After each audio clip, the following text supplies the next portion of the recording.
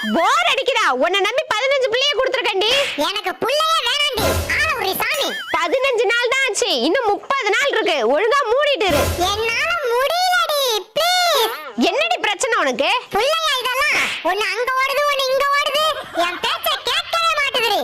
புள்ளனா அப்படிதாண்டி இருக்கும். நைட் 2 மணிக்கு கரையான் கேக்குதுடி. அது கூட பரவாயில்லடி. ஒன்னு பாட்டு பாடுனாதான் தூங்குது, ஒன்னு லைட் போடுமா நைட் ஃபுல்லா விளையாடலாம்னு சொல்லுது, ஒன்னு அரிக்குதுன்னு விடிய விடிய சொரிய சொல்லுது. என்னால முடியலடி.